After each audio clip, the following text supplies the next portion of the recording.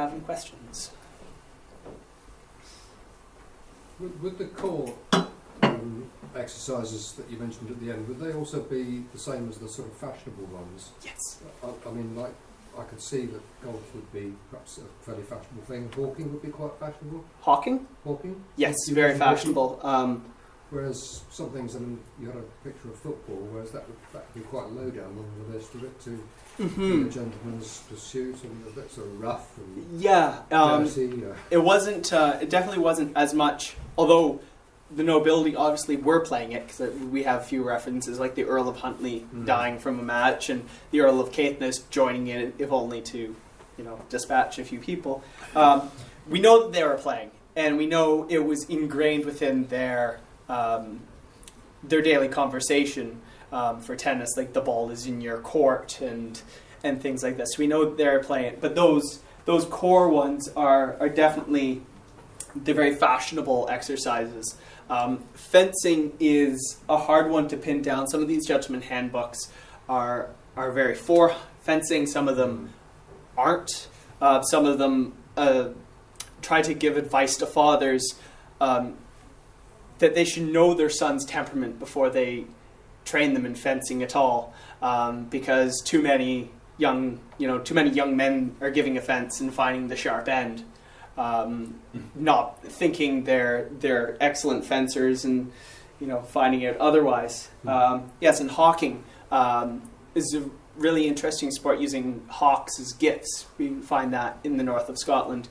The Earls of Murray seem to have quite a number of hawks, and they're being sent letters from people if they could provide them with a hawk so we could use it as a gift to another nobleman in the north.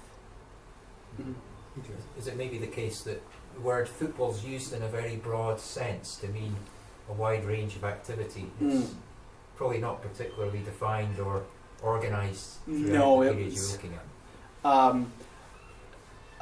Having half the parish against the other side, and quickly the ball disappears and it's just a big fight that they have windows boarded up and things, and it's very chaotic, and it's a time for social inversion and leveling.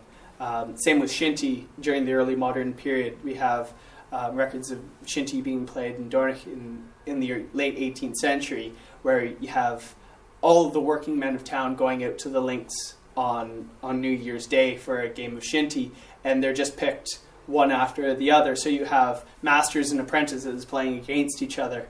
And Donald Sage writes, with all the cries of their forefathers wielding claymores, they go about playing shinty. And there's often the case where people are getting very injured playing shinty, or occasionally killed.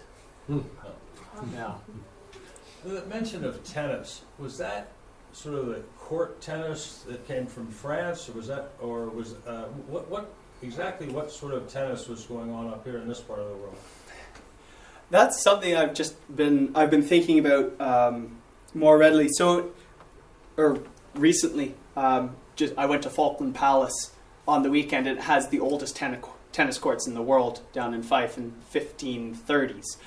So tennis, this type of tennis would be called real tennis or royal tennis, which was kind of looks like squash mixed with tennis. With a net that goes like this. Yeah, a bit of a net, like hitting it up into the top. It can bounce around, because the modern form of tennis wasn't created until 1870. The kind of tennis that we think now. Yeah, lawn tennis.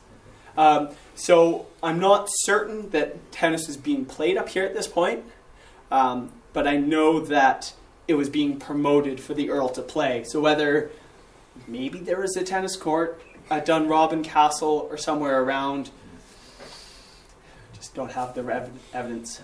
Maybe it was when he was at university. Going back to the football link, Wade, have you come across the bar game in Kirkwall? When did it start? I'm not sure when it started, but it's quite early, and that's very much the kind of festive New Year's, Shrove Tuesday. Yeah, and those types of games are very much connected to this idea of carnivalesque in early modern Europe. prior to Lent, where there was social inversion, gender roles flipping, cross-dressing, and it was to blow off steam before the very religious time of Lent going into Easter. And it was important for social leveling and having a little bit of having fun, but it also reinforced the structured hierarchy of society, because when it was over, everything went back to normal, and it reinforced that kind of system. Mm-hmm.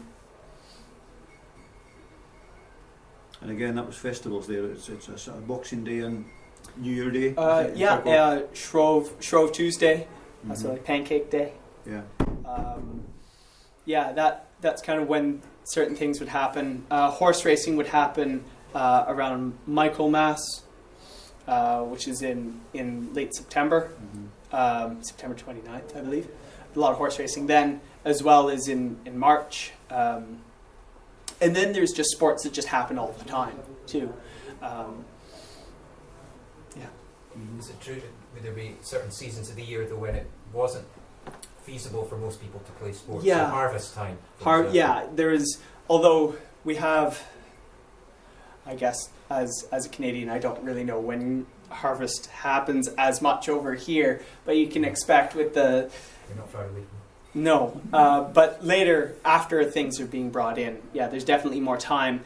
And golf is being played as a winter sport when there's not too much snow, because the grass is short and the ground is hard.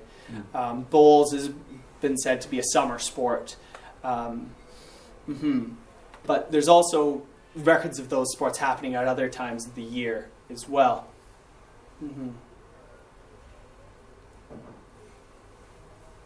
Let me just maybe make a few points. I think I've met most of you before anyway. I'm not going to hog the front of the room at all. My name's David Worthington. I'm Wade's supervisor at the Centre for History in Dornoch. And one thing that strikes me as Wade goes along is, I think you've got a sense of this, is the way he makes a huge complexity of material and sources quite accessible. Yeah. And I don't think we should underestimate that. No. Because what he's doing is quite extraordinary.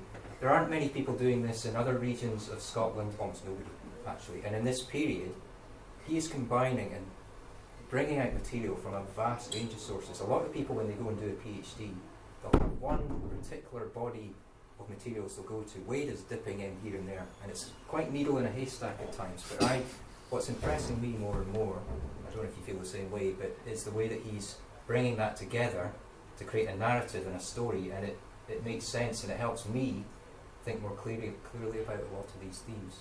So I'm very proud of what you're doing, Wade. But I'm glad you get time to do your half marathons. I'm sure you're not thinking about educational treaties at mile 20, or no, you don't do 20 miles in a half marathon. I'm glad you're not, but it's interesting, isn't it? Because we're in a world now where people are sometimes blurring the boundaries between work and leisure. You know, it's easier to work from home, and some of these theories are quite relevant, I think, in terms of the way we think about work-life balance and the way that we do work. You know, there's the idea of people having meetings while they're out for a walk and all this sort of stuff, or a walking meeting rather than sitting around the desk. So there's all sorts of angles on it. But I'm really, really pleased with what you're doing. And just another thing to say about Wade is he told you a bit about what he's done in the last year. Well, next week he's off to Swansea to the British Society for Sports History, the big gathering of British sports historians.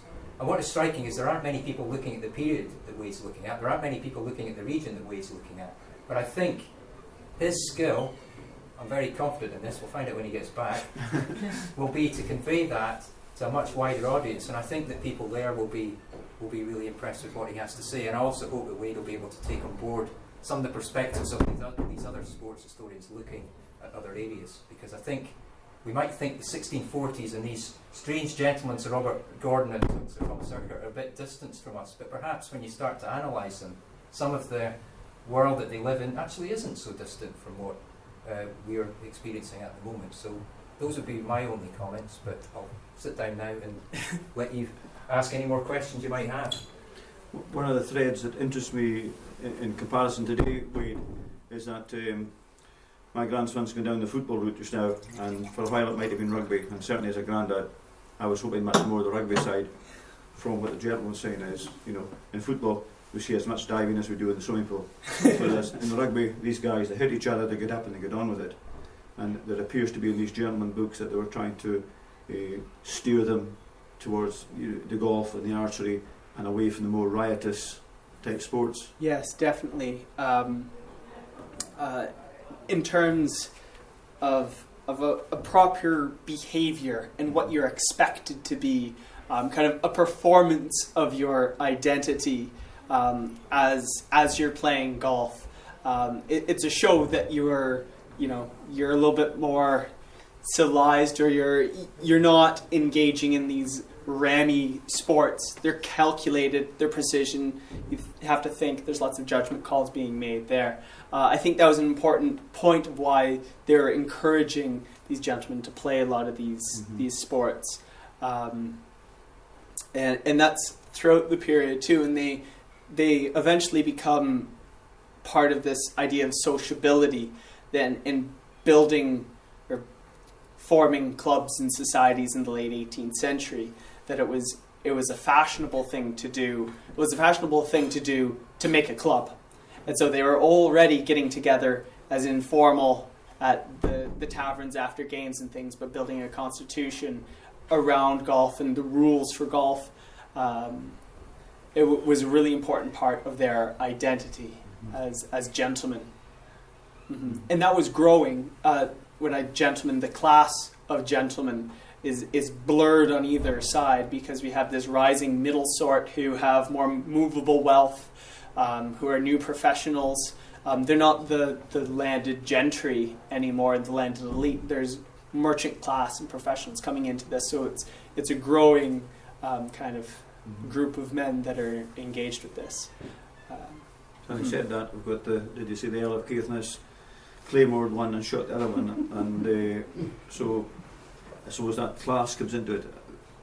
How reading that, he was obviously got off with it.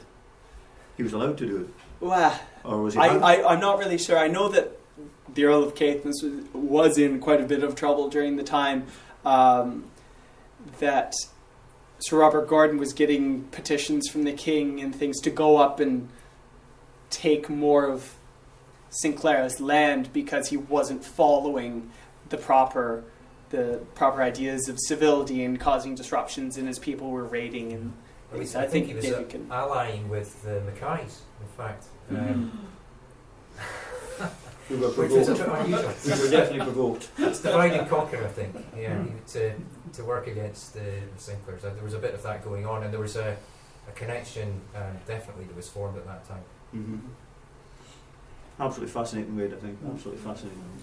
I think isn't it interesting? Sorry, I was very quickly. I just think although he says in his tracts it appears that he's anti-Gallic, well, he's still using a Gallic-speaking physician to cure him. He's obviously not that anti, because he trusts this guy to cure him of his illness. Yeah. How much do these influences in an intellectual sense come from Europe rather than from England at this particular time, because of Scotland's very strong relationship with Europe? Well, okay, I'll just go from a medical standpoint. There's a lot of physicians were going to the Low Countries for medical training, and so they were bringing back a lot of this medical knowledge to Edinburgh and then around. So we have that kind of influence of close European connections in the lowlands. But in the Highlands, like the Beatons, they were also trained in Galenic medicine and European trends as well. But theirs was mixed with an oral tradition of local botanical knowledge. So it was quite influenced that way. And there's also, in terms of other these gentlemen handbooks, I know they're reading a lot of Rousseau, like Rousseau's Emile, which was a large gentleman's handbook, and it was being reprinted in English, as well as Castellone's The Courtier. He was a southern European phenomenon that came in the late Renaissance, and it was translated into 8 different languages before it finally came up to England, and then throughout Scotland as well. So they're definitely forming European connections here, and the University of Aberdeen having, it's very North Sea and Baltic facing, so there's lots of influences coming from there as well. Again, I'd like to thank you on behalf of everyone for coming tonight and show your interest and support. And I think that we should thank Wade in time or fashion for a very interesting and educating talk tonight. So thank you, Wade.